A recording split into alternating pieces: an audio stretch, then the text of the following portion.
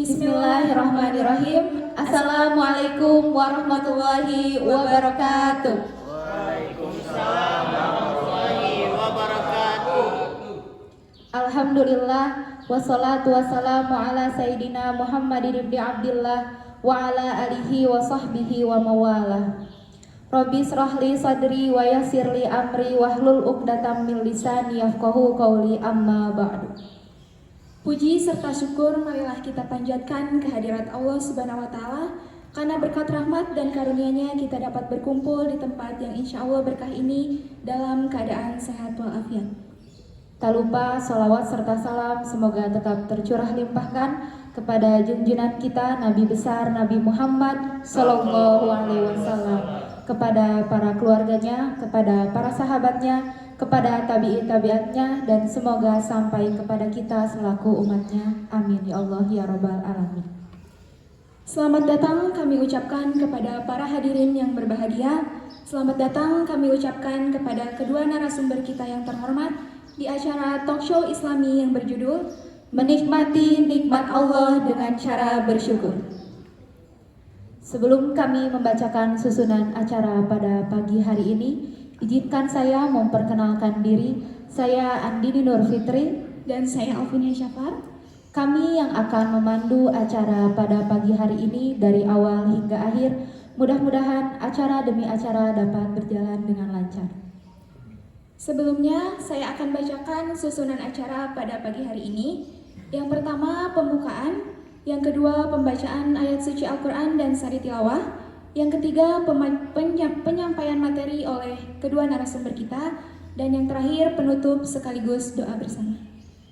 Baik, langsung saja ke acara yang kedua, yaitu pembacaan ayat suci Al-Quran oleh Saudara Burhanuddin Aulia dan sari tilawah bahasa Indonesia oleh Saudari Agnia Nurul Fitri, sari tilawah bahasa Sunda oleh Emil Jamilatun Iswa, dan sari tilawah bahasa Inggris oleh Adisti Siva Fauzia. Kepadanya kami persilahkan.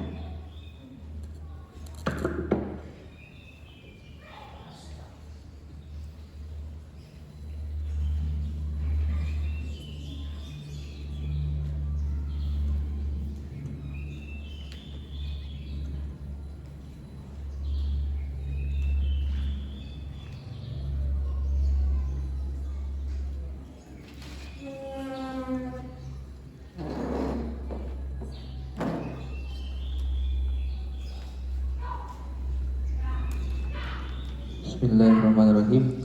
Assalamualaikum warahmatullahi wabarakatuh. Waalaikumsalam warahmatullahi wabarakatuh.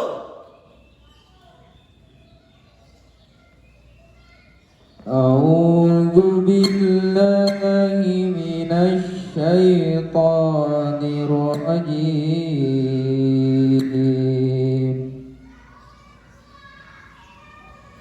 Bismillahirrahmanirrahim. Fadhkuruni azkurkum washkuruli wala takfurun. Ya ayyuhalladzina amanu ista'inu bis-sabri was-salah. Innallaha ma'as-sabirin. Wala taqulu liman yuqtalu fi sabilillahi amwat, بل أحياء ولكن لا تشعرون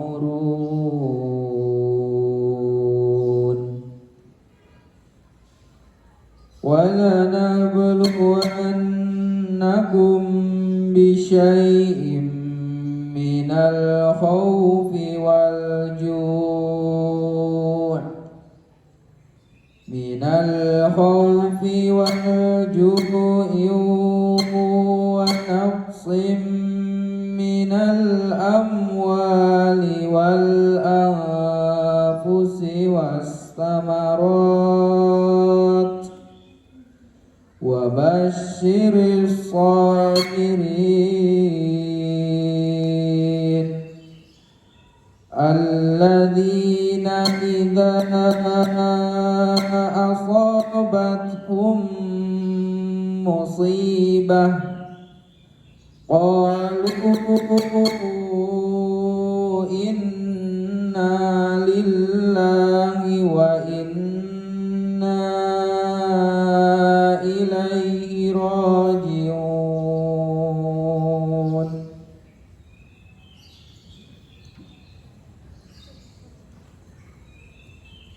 Sadaqallahul azim. Aku berlindung kepada Allah dari godaan syaitan yang terkutuk dengan menyebut nama Allah yang Maha Pengasih lagi Maha Penyayang. Maka ingatlah kamu kepadaku, niscaya aku ingat pula kepadamu. Dan bersyukurlah kepadaku, dan janganlah kamu mengingkari nikmatku. Hai orang-orang yang beriman, jadikanlah sabar dan sholat sebagai penolongmu. Sesungguhnya Allah berserta orang-orang yang sabar. Dan janganlah kamu mengatakan terhadap orang-orang yang gugur di jalan Allah bahwa mereka itu telah mati. Bahkan sebenarnya mereka itu hidup, tetapi kamu tidak menyadarinya. Dan sungguh akan kami berikan cobaan kepadamu dengan sedikit ketakutan, kelaparan, kekurangan harta, jiwa dan buah-buahan. Dan berikanlah berita gembira kepada orang-orang yang sabar, yaitu orang-orang yang apabila ditimpa musibah, mereka mengucapkan Inna lillahi wa inna ilaihi raji'un. Sesungguhnya kami milik Allah dan kepadanya lah kami kembali. Maha benar Allah dengan segala firman-Nya. Kalayan nyebat asma Allah nu maha welas tur maha asih. Kusabab kitu ingat ka kami bakal ingat oge aranjeun jeung syukuran ka kami jeung ulah ingkar nikmat kami. Hei jalma-jalma anu ariman, jadikeun sabar jeung salat teh penolong. Satemenna Allah ngarangan jalma-jalma nu sabar. Jeung ulang ngomong ka jalma-jalma anu dipaehan di jalan Allah, yen maranehna geus maot, malah sabenerna aranjeunna hirup tapi anjeun teu sadar. Jeung satemenna kami baris mere cobaan ka aranjeun ku saeutik sieun, kalaparan, kakurangan harta, jiwa jeung buah-buahan, jeung bejakeun ka jalma-jalma anu sabar. Nyaeta jalma-jalma anu nalika ditimpa musibah maranehna ngucap Inna lillahi wa inna ilaihi raji'un. In the name of Allah, the most gracious, the most merciful. Therefore remember me, I will remember you. Give thanks to me and do not reject me. O you believe, ask for help with firmness and prayer. See, Allah is with those who are patient. And call not those who are slain in the way of Allah did. No, they are alive, it's just that you don't notice it. And surely we shall try you find something of fear and hunger, and loss of wealth and souls and crops. But give glad tidings to the steadfast, who say, When a misfortune strikes them, behold, we belong to Allah, and behold, to Him we return. Allah Almighty speaks the truth.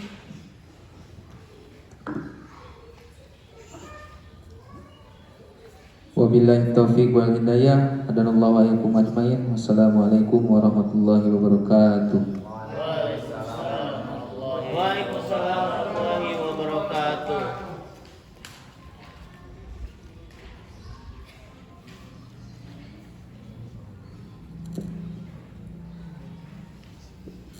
Hadirin yang berbahagia, kita telah berada pada acara inti kita, acara yang ditunggu-tunggu, yaitu pemaparan materi oleh kedua narasumber kita yang sangat luar biasa.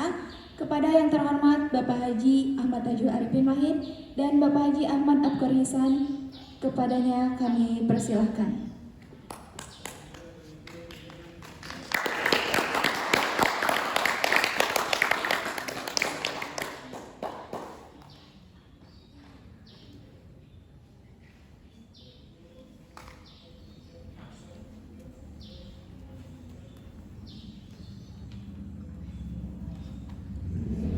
Baik, sebelum kita memulai materi pada pagi hari ini, akan saya bacakan CV kedua narasumber kita terlebih dahulu.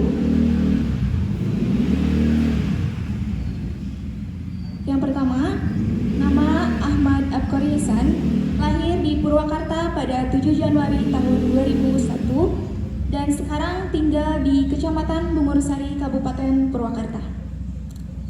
Riwayat pendidikan: SDN 1 Bungursari, MTSN Purwakarta, MAN Purwakarta, dan sekarang menempuh pendidikan di Universitas Islam Negeri Sunan Gunung Jati Bandung, Prodi Manajemen Haji dan Umroh.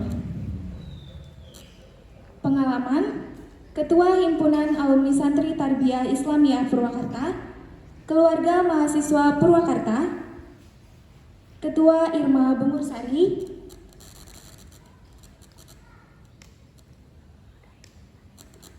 Himpunan Mahasiswa Islam PC Ibnu Purwakarta, Wakil Ketua Gibas Tegalwaru, Laskar Merah Putih Purwakarta, dan beliau pernah mewakili Prodi Manajemen Haji dan Umroh meraih juara 3 lomba orasi dalam Fitcom Festival.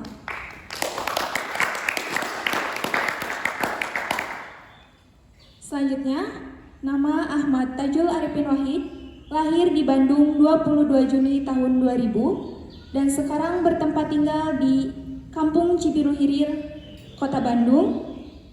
Riwayat pendidikan: SDN 6 Cibiru, MTS Al-Falah Cicalengka, MA Al-Falah Nagreg, dan menempuh pendidikan sekarang di Universitas Islam Negeri Sunan Gunung Jati Bandung, Prodi Manajemen Haji dan Umroh. Pengalaman: Ketua OSIS MA Al-Falah Nagreg tahun 2018-2019, Ketua Bidang Kesehatan Ponpes Al-Quran Al-Falah Nagreg, Ketua Ranting Ansor Cibiru Hilir, Pengurus PMI Rayon Dakwah dan Komunikasi UIN Sunan Gunung Jati Bandung.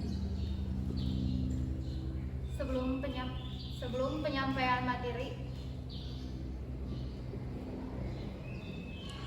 penyampaian materi, mungkin di sini para hadirin bertanya-tanya mungkin ya tentang talk show Islami. Kenapa sih judulnya menikah dengan suku? Apakah ada hubungannya dengan menikah atau ada hubungannya dengan yang lain? Kita langsung saja tanyakan kepada kedua narasumber kita yang sangat luar biasa. Berikan tepuk tangan yang meriah kepada narasumber. Dipersilakan untuk penyampaian materi.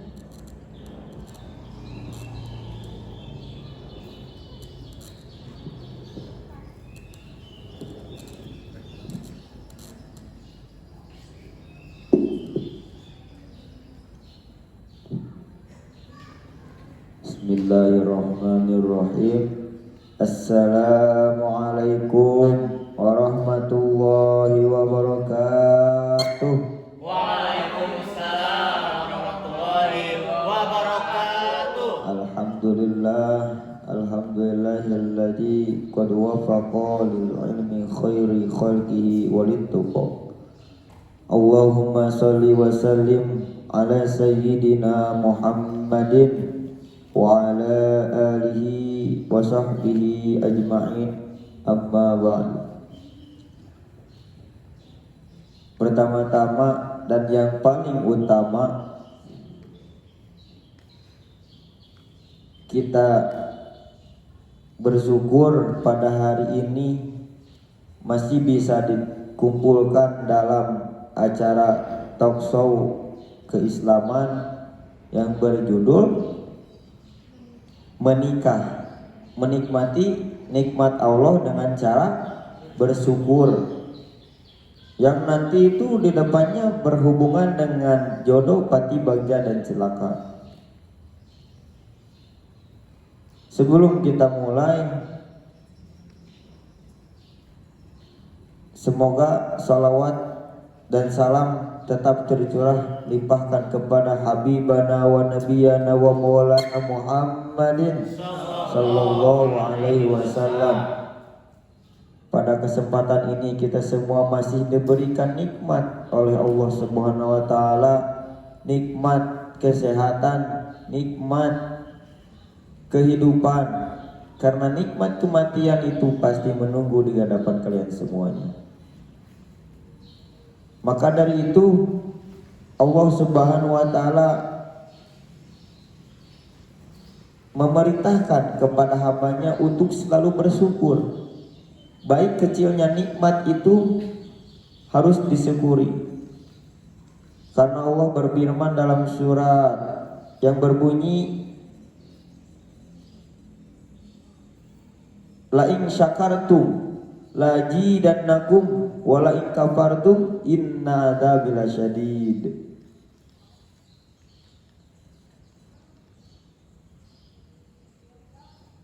Tiada lain kita semua, hikmah dari makna Al-Quran ayat tersebut itu Allah Subhanahu wa taala memerintahkan kepada kita semua untuk bersyukur.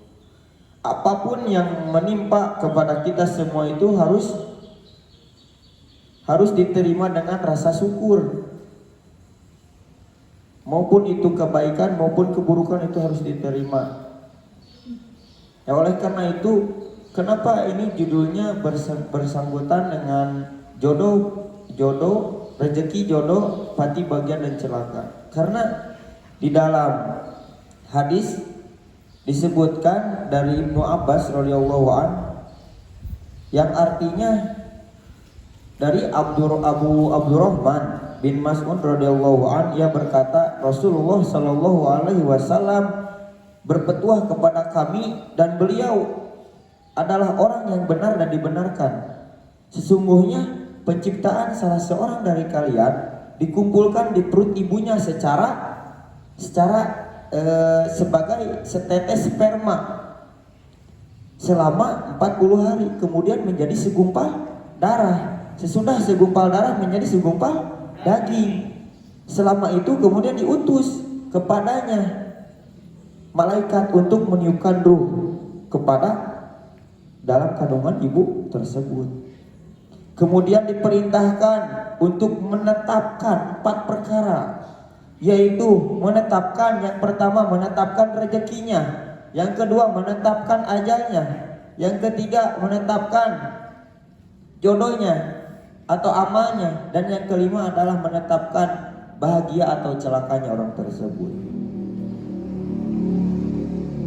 Demi Allah, tiada Tuhan selainnya. Sesungguhnya di antara kalian ada yang melakukan perbuatan ahli surga, ada yang melakukan perbuatan ahli neraka. Kalian pilih mau yang mana? Mau menjadi ahli surga, mau menjadi ahli neraka? Itu balik lagi kepada diri kita semua. Dan sesungguhnya di antara kalian ada yang kemudian hari itu masuk ke neraka, dan di antara kalian juga ada yang melakukan perbuatan ahli surga. Dan orang yang melakukan perbuatan ahli neraka hingga jarak antara dirinya dan neraka itu tinggal sehasta. Tetapi ketetapan Allah Subhanahu wa taala mendahuluinya, sehingga ia melakukan perbuatan ahli surga maka ia masuk kepada ahli surga. Hadis riwayat Bukhari dan Muslim. Apa sih urgensi dari hadis ini? Keistimewaan hadis ini menjelaskan perjalanan manusia dari awal penciptaan hingga akhir kehidupan, sebagai dia hadir di dunia ini hingga tempat tinggalnya yang berakhir, yaitu surga yang memberikan kebahagiaan, atau neraka yang memberi kesengsaraan. Dan hadis ini pun mempunyai pesan-pesan yang memang harus kita renungi ketika peniupan ruh. Ada salah satu pesan di dalam hadis ini menerangkan bahwa para ulama itu sepakat ketika peniupan ruh ke dalam janin terjadi setelah 120 hari sejak terbentuknya janin di dalam rahim ibu itu tersebut, yakni terjadi dalam bulan keempat hingga memasuki bulan kelima. Keterangan ini terdapat di dalam berbagai kitab. Oleh karena itu kebutuhan janin yang bersumber dari ibu harus dipenuhi untuk memperkuat gerakan-gerakan janin di dalam rahim. Dengan demikian, tujuan dari masa iddah selama 40 bulan 10 hari bagi istri yang ditinggal mati oleh suaminya adalah untuk memastikan bahwa rahim istri tidak terisi janin atau tidak hamil. Maka setiap sesuatu yang dilarang atau diperintahkan oleh Islam itu semua mempunyai faedah masing-masing. Tidak ada perintah dari agama Islam itu yang memerintahkan kepada kejelekan, semuanya memerintahkan kepada kebaikan. Terus ruh dimaknai sebagai faktor pemicu kehidupan manusia. Urusan ruh ada di tangan Allah SWT semata, seperti dijelaskan Allah dalam Al-Quran surat Al-Isra ayat 17 yang berbunyi, Al-Isra ayat 85 yang berbunyi, yang artinya, dan mereka bertanya kepadamu tentang ruh, katakanlah ruh itu termasuk urusan Tuhanku, dan tidaklah kamu diberi pengetahuan melainkan sedikit. Dalam kitab Syarah Muslim karya Imam An-Nawawi menyebutkan bahwa ruh adalah eksistensi halus yang berjalan dan merambat di dalam tubuh, seperti beredarnya air di dalam kayu yang subur. Dalam Ihya Ulumuddin, Imam Al-Ghazali menjelaskan bahwa ruh adalah unsur murni yang bergerak di dalam tubuh. Kemudian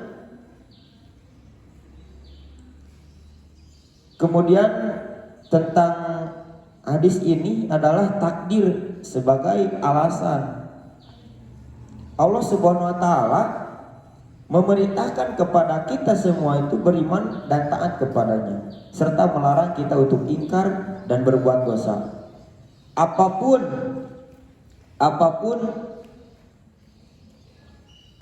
yang Allah Subhanahu wa taala takdirkan kepada kita tidak akan pernah mengetahuinya dan tidak pernah dibebani untuk mengetahuinya. Oleh karena itu, orang yang sesat, orang yang ingkar, dan pasti tidak boleh berdalih dengan ketentuan dan keinginan Allah Subhanahu wa taala sebelum hal tersebut terjadi. Karena Allah berfirman dalam surat At-Taubah ayat 109 ayat 105, dan katakanlah, bekerjalah kamu, maka Allah dan Rasul serta orang-orang mukmin akan melihat pekerjaanmu itu. Namun setelah perbuatan terjadi, seseorang boleh mengembalikannya kepada takdir Allah Subhanahu wa taala.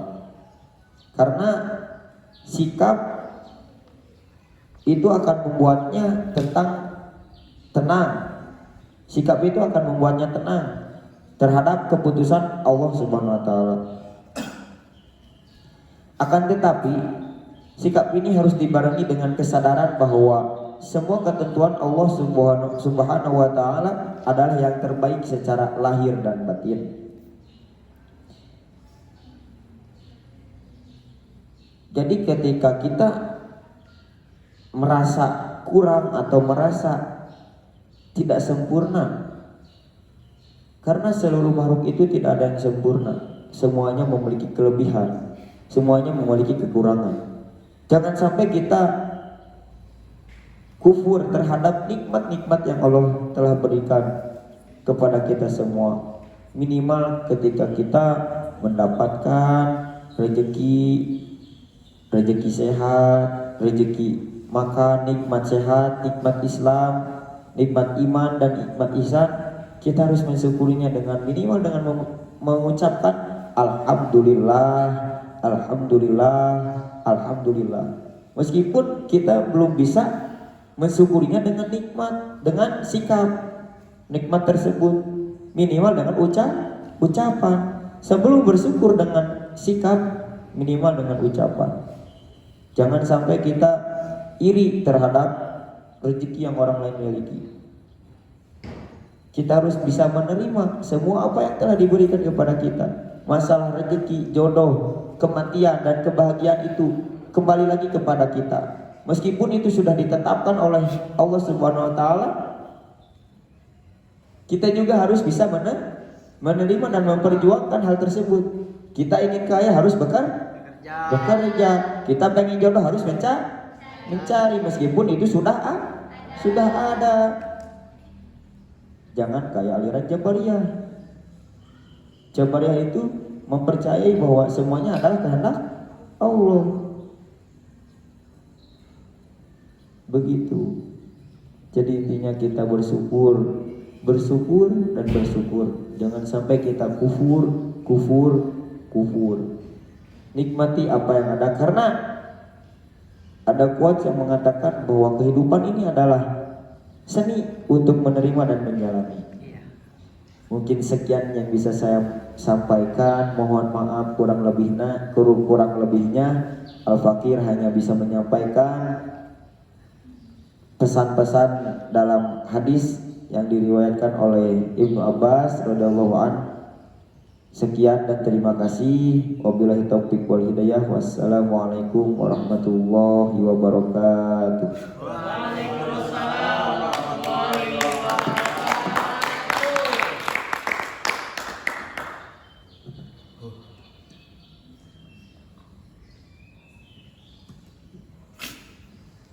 Bismillahirrahmanirrahim. Terima kasih kepada Ustadz Tajul atas pemaparan tentang jodoh pati bagja celaka, menikah dengan suku ya, menikmati nikmat dengan syukur ya.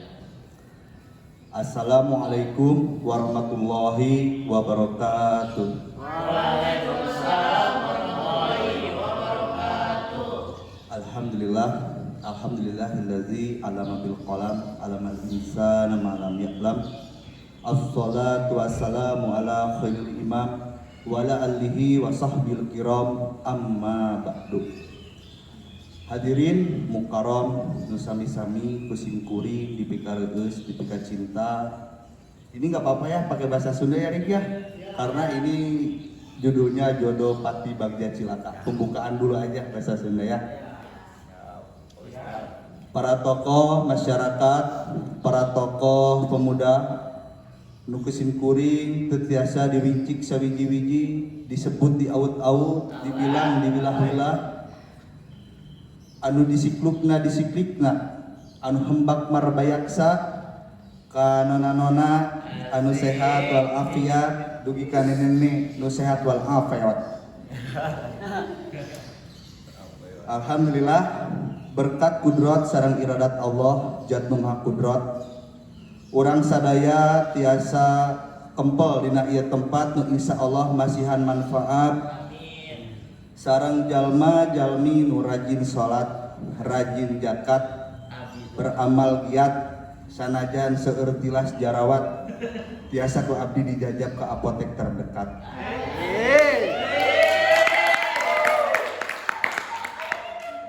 Puji syukur hayu urang sami-sami sandakeun ka Allah Rabbul Ghafur, Pangeran anu Maha Luhur, ngamulungsurkeun rahmatna henteu kacatur, nu parantos tiasa mere kufur nikmat ka urang sadaya. Abdi di dieu hoyong ngajelaskeun jodoh pati bagja cilaka. bahasa Sunda. Ketika Islam dikaitkan dengan Sunda, Sunda teh nyaeta anu nyusun dina dada. Anu nyusun dina dada teh kalimat tauhid la ilaha illallah. Jumlah hurufna aya 12. Lamun cek orang Sunda, cilaka pang badag-badagna cilaka 12. Artina rungka dina dada, leungit dina hate. Margi aya bahasa ngunjung ulah ka gunung, muja ulah ka sagara, ngunjung ka bapa jeung indung, muja ka Allah Subhanahu wa taala. Margi itu ibu Rama wajib dipusti-pusti, tapi haram dipigusti. Orang sadaya tiasa ngabedakeun antara memahami persoalan itu dengan ilmu. Di dia Abi ingin sedikit membahas tentang ilmu. Hirup piku kahirupan di era ayeuna bermuara nyaeta pada angka 40-60. 40% manusia aktif dan produktif. Mereka adalah pekerja otak dengan basis sains dan teknologi yang diintegrasikan perekonomian oleh sistem bangsanya. Sedangkan 40% sisanya hanyalah manusia penggembira yang hidup sungkan mati tak mau. Model angka 40-60 ini di era modern sekarang menuju pada angka 20-80. 20% manusia aktif, 80% manusia penggembira. Angka 20-80 ini yang berada di dunia sebelah selatan. Indonesia yang berada di dunia sebelah selatan sangat boleh jadi menjadi penyumbang angka 20-80 tadi. Nah, melihat di sini, fakta ini menunjukkan bahwa sebagai sebuah bangsa kita masih menghadapi persoalan serius, yaitu persoalan rendahnya kualitas sumber daya manusia. Bukankah Allah Subhanahu wa taala sudah mengisyaratkan tentang ini di dalam surat Al-Isra ayat 70? Bismillahirrahmanirrahim. Walaqad karamna bani Adam wa hamalnahum fil barri wal bahr wa razaqnahum min thayyibati wa fadalnahum ala katsirin mimma khalaqnahum tabdila. Dalam ayat ini Allah berfirman sebagai landasan metodis.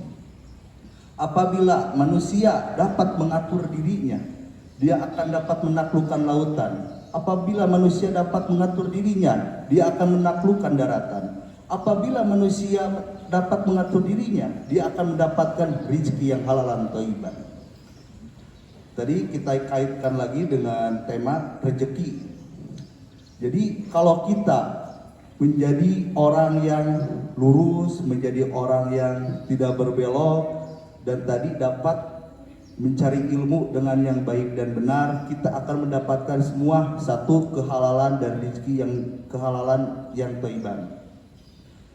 Jadi pada inti maksud walaqad sarafna atau walaqad karamna bani Adam menurut Ali As-Sobuni di dalam Sofatut Tafasir jilid 2 halaman 170, walaqad karamna bani Adam an jami'il makhluqat bil aqli wal ilmi wan nutqi. Kalau manusia mampu mengoptimalkan 3 potensi pemberian ilahi ini, maka dia dijamin akan berilmu tinggi, yaitu 1 potensi akal yang berkedudukan vertikal, 2 potensi kolbu yang berkedudukan horizontal, 3 potensi sosial yang berkedudukan komunal. Nah, pantas saja Rasulullah Shallallahu Alaihi Wasallam menggambarkan antara orang berilmu dan orang yang tidak berilmu. Qapadil qamar lailatul badri ala sairil kawakib. Perumpamaan orang berilmu dan orang yang papak pengetahuan bagaikan laksana rembulan yang mampu mengalahkan jutaan kemilau bintang di angkasa luar. Oleh karena itu, di sini kita harus menjadi ilmuwan yang handal. Nah, di dalam surat At-Taubah ayat 122 Allah berfirman menjelaskan pada ayat ini tentang pentingnya kita berilmu, mencari ilmu sampai kemanapun itu, walaupun sampai ke negeri Cina katanya. Nah, maksud pada ayat ini sebagai landasan pembenaran Rasulullah, sebagai pembenaran sikap Arab Badawi yang memilih tapakupiddin dibanding ikut berperang bersama Rasulullah Shallallahu Alaihi Wasallam.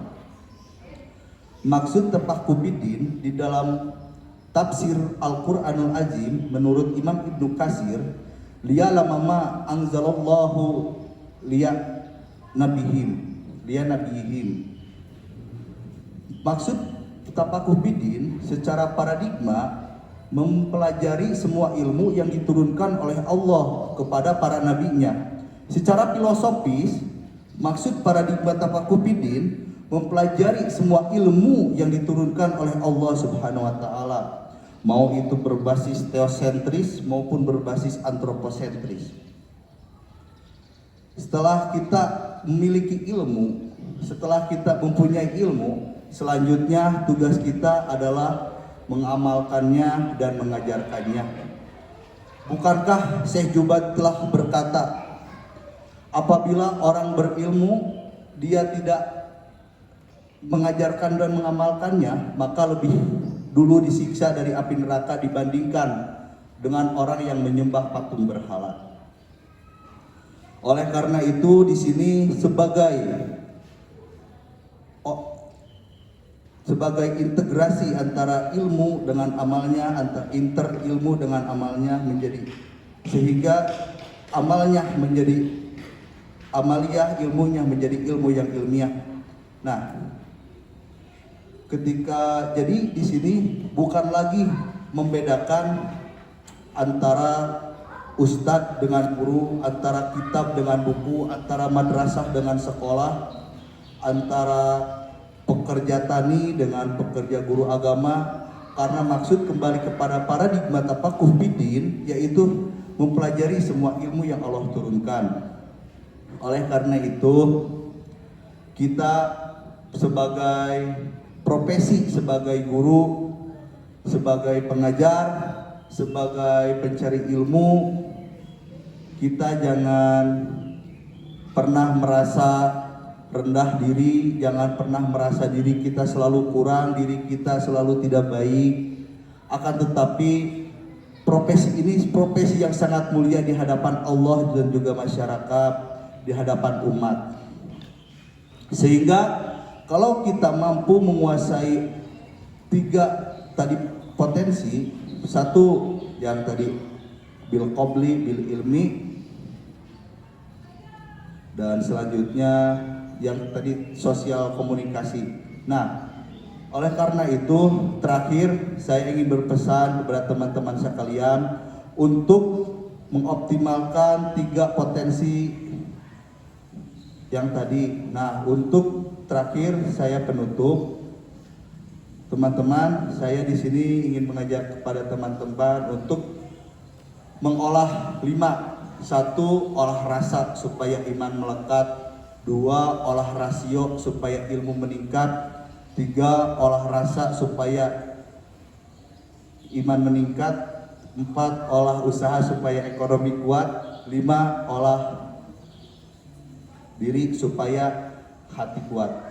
Wabillahi taufiq wal hidayah. Wassalamualaikum warahmatullahi wabarakatuh. Terima kasih Pak Ustadz Haji Ahmad Al-Bukhari. Masya Allah, tabarakallah. Memang beliau ini dengan ilmu-ilmu yang luar biasanya. Semoga kita semua bisa mengamalkan apa yang beliau sampaikan dan kita bisa menerima pesan-pesan dakwah dari beliau. Jadi yang dari awal itu tentang jodoh pati bagja cilaka itu sangat berkaitan dengan ilmu, karena semua yang 4 itu didasari dengan ilmu. Dan syukur pun kita harus memakai ilmu, karena pentingnya ilmu itu dalam hadis disebutkan utlubul ilmi ilalah di minal mahdi. Carilah ilmu dari buayan ibumu sampai dalam liang lahat. Itu saking dipentingkannya ilmu. Maka dari itu tadi MC bertanya apakah ada kaitannya dengan menikah? Ya tentu ada, karena kan tadi ada rezeki jodoh pati bagja cilaka. Ya mungkin sekian dari kami, dari kita berdua. Saya Ahmad Tajul Arifin Wahid dan beliau Ahmad Abgori Hisan. Sekian yang bisa kami sampaikan. Terima kasih. Wassalamualaikum warahmatullahi wabarakatuh. Untuk selanjutnya kita buka sesi tanya jawab atau diskusi. Kita diskusikan apa yang telah kami sampaikan. Kepada yang ingin bertanya, maka silahkan ditunggu di sumber suara. Maka silakan ke depan.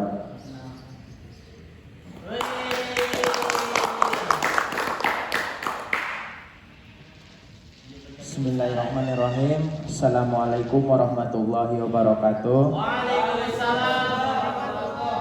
Izin memperkenalkan diri, nama saya Mansur Nenoliu. Saya dari jurusan Manajemen Haji dan Umroh. Di sini saya akan mau bertanya. Tadi saya dengar dari Buya Abgori menjelaskan tentang ilmu. Nah, di sini saya akan mau bertanya. Nah, apa itu perbedaan ilmu dan pengetahuan? Perbedaan ilmu dan pengetahuan. Mungkin itu saja yang saya tanya. Mohon penjelasannya dari Buya Abgori. Mungkin beliau lebih paham dari itu. Terima kasih. Assalamualaikum warahmatullahi wabarakatuh. Baik, terima kasih. Sangat bagus pertanyaannya dari saudara Mansur Nenoliu. Pertanyaan Mansur itu Buya perihal tentang ilmu dan pengetahuan. Jadi beliau itu menanyakan bahwasanya apa sih perbedaan antara ilmu dan pengetahuan? Di mana letak badannya, Bang? Buya silakan. Ya baik, terima kasih kepada saudara Mansur Nenoliu. Ya, terima kasih kepada saudara Mansur Nenoliu yang telah bertanya apa yaitu ilmu dan pengetahuan, perbedaannya. Ilmu itu adalah kumpulan-kumpulan yang sudah teruji kebenaran dan faktanya. Sedangkan pengetahuan itu adalah informasi yang telah terjadi. Jadi antara ilmu dan pengetahuan itu harus dikorelasikan dalam kehidupan kita. Seperti kita begini, kita berilmu, kita memiliki ilmu, kita berdoa kepada Allah, tetapi pengetahuan kita kurang. Sedangkan berdoa itu tidak dibarengi oleh bergeraknya kita, mencarinya kita. Nah, itu perbedaannya. Seperti gini, pada zaman Khalifah Umar bin Khattab, ada seorang pemuda duduk termenung di atas sajadah, berdoa kepada Allah sambil menangis. Allahumma rzuqni, Allahumma rzuqni, Allahumma rzuqni. Lalu Umar bin Khattab melihatnya, lalu menghampiri orang tersebut. Seraya dibentaknya, ya syabab, la yaqudan ahdukum antala diri wa huwa yaqul ya habawa wa fidah. Hai pemuda, janganlah kau duduk termenung di atas sajadah, sedangkan hujan tidak akan menurunkan emas, langit tidak akan menurunkan dirham secara tiba-tiba. Nah, pemuda itu cukup berilmu, dia berdoa kepada Allah, dia meminta kepada Allah, cukup secara teori. Tetapi secara pengetahuan, dia tidak mengetahui apa yang harus kita cari, apa yang harus kita lakukan, apa yang harus kita menjadi rezeki itu datang kepada kita. Nah, mungkin itu dapat menjadi jawaban pertanyaan dari saudara Mansur. Cukup sekian dari saya. Bagaimana, Sur? Alhamdulillah sangat mengerti. Ya, baik. Terima kasih kepada saudara Mansur.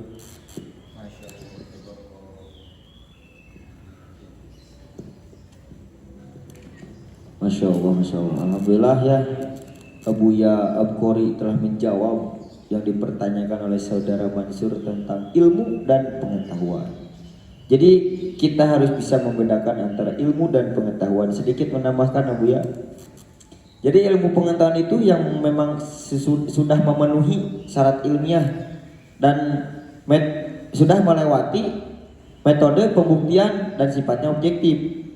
Contohnya ilmu kedokteran, ilmu biologi, ilmu matematika. Sedangkan pengetahuan itu adalah sesuatu yang bersifat subjektif atau belum teruji kebenarannya secara ilmiah, baru berupa informasi yang diketahui. Itu singkatnya Mansur. Semoga bisa dapat dipahami. Semoga kalian tidak puas dengan jawabannya karena kita bukan alat pemuas. Apalagi barangkali ada yang ingin dipertanyakan kembali dari audiens semuanya. Karena waktu kita sebentar lagi, barangkali bisa ada. Ya silakan Ibu Haji Hagnia ke depan.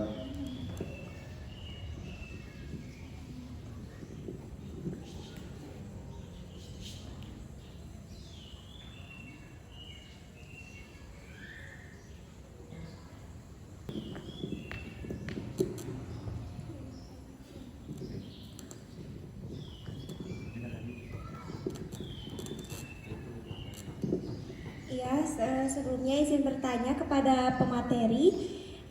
Dalam Al-Quran kan disebutkan bahwasanya la yukallifullahu nafsan illa wus'aha. Allah tidak membebani seseorang melainkan melebihi kemampuannya. Nah pertanyaannya, kalau misalkan Allah itu tidak menguji melebihi kemampuan hambanya, kenapa banyak orang yang kalau misalkan lagi dapat musibah atau celaka, ada yang sampai depresi, ada yang sampai gila malahan gitu kan, berarti itu sudah melebihi batas kemampuan hambanya kan gitu. Terima kasih.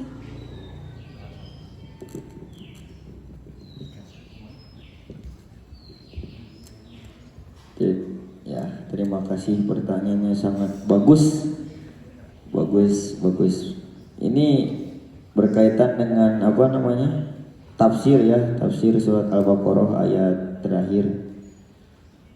La yukallifullahu nafsan illa wus'aha laha ma kasabat wa 'alaiha ma iktasabat inna rabbak.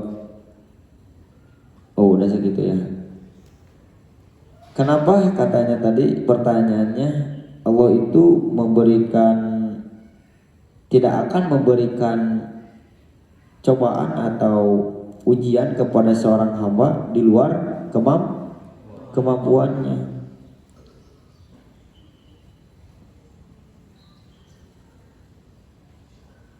Itu bisa kita pahami dengan logika sendiri. Logika kita semua bisa mengerti Allah itu tidak akan membebani seseorang di luar kemampuan bebannya. Kalau misalkan kita diberikan sesuatu yang memang kita tidak mampu, jangan merasa tidak mampu kalau misalkan kita belum menjalaninya. Coba hadapi dengan semampunya kita. Kalau misalkan kita mempunyai sekian, maka memang kemampuan kita pun segitu. Tidak bisa dipaksakan, karena memang tidak salah juga itu kan. Sudah pas itu. Allah ketika memberikan masalah sebesar apapun masalah kepada kalian, Allah itu sudah memberikan dengan sesuai kemampuannya. Izin menambahkan untuk pertanyaan saudari Agnia tadi,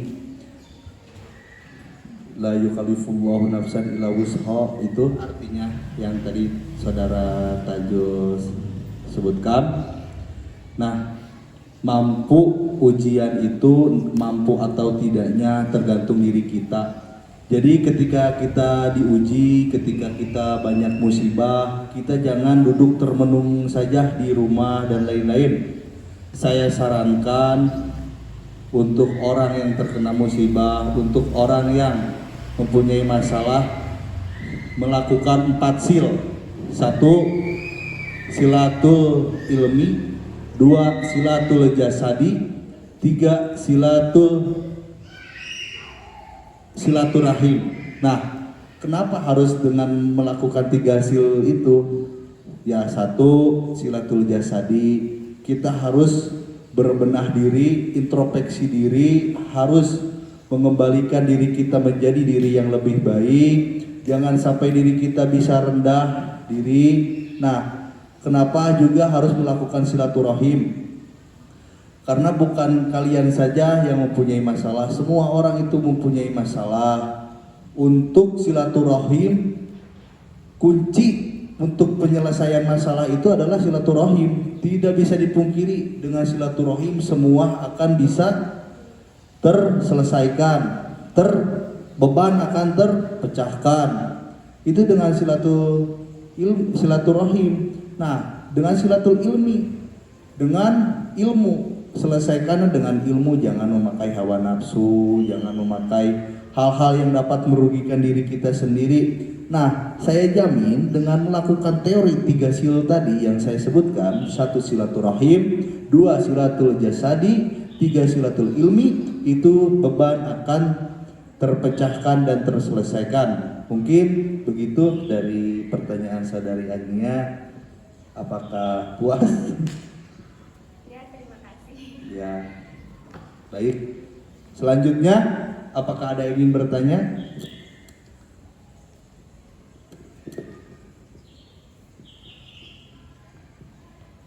Baik.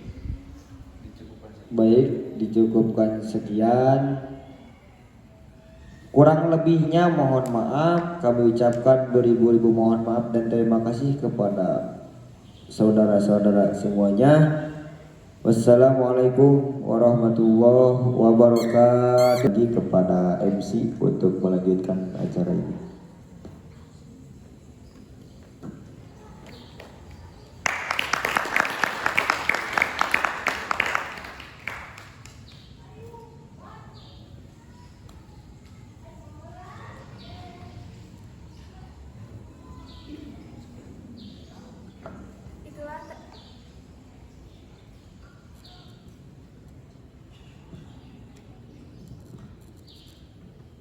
Itulah tadi penyampaian materi oleh kedua narasumber kita. Terima kasih kepada Bapak Haji Ahmad Tajul Arifin Wahid dan Bapak Haji Ahmad Abqor Hisan. Gimana para hadirin penyampaian materi oleh kedua pemateri kita? Apakah sangat dapat dimengerti? Jadi tadi ada kaitannya nggak sama menikah?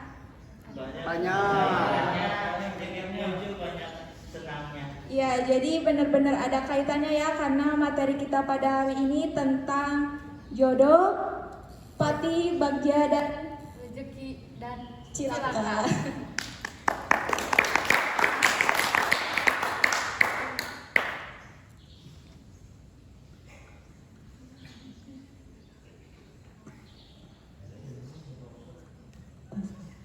Langsung saja ke sebagai penutup.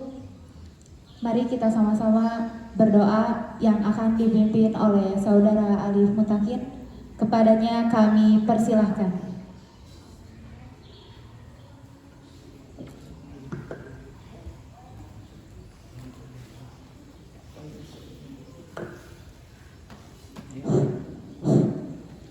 Bismillahirrahmanirrahim. Assalamualaikum warahmatullahi wabarakatuh.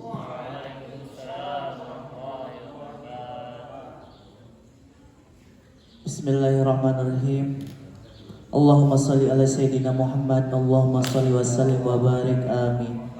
Alhamdulillah hamdan yuafi ni'amahu wa yukafiru majidah. Ya Rabbana lakal hamdu kama yanbaghi li jalali wajhikal karim wa atimi sultani.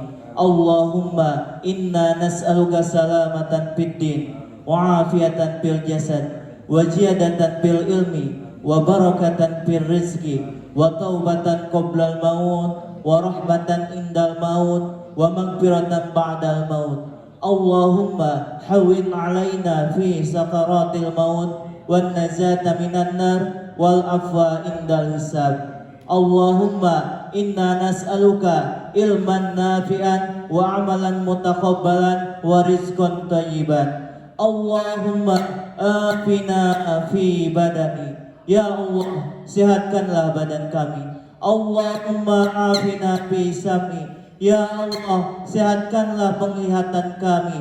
Allahumma afina fi basari. Ya Allah, sehatkanlah pendengaran kami. Rabbana waj'alna muslimaini laka wa min dzurriyyatina ummatan muslimatan lak warina manasikana wa tub alaina innaka antat tawwabur rahim. Rabbana wab'ats fihim rasulan minhum yatlu alaihim ayatika wa yu'allimuhumul kitaba wal hikmah wa yuzakkihim innaka antal azizul hakim. Rabbana atina min ladunka rahmah wa hayyi' lana min amrina rasada. Rabbana atina fid dunya hasanah wa fil akhirati hasanah wa qina adzabannar walhamdulillahi rabbil alamin. Al-Fatihah. A'udzu billahi minasyaitonir rajim. Allahumma iyyaka na'budu wa iyyaka nasta'in. Shiratal ladzina an'amta 'alaihim. Syukran. Wassalamualaikum warahmatullahi wabarakatuh.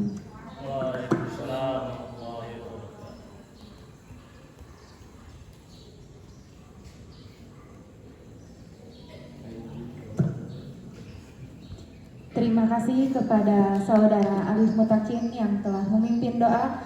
Mudah-mudahan doa yang dipanjatkan dikabulkan oleh Allah Subhanahu wa taala.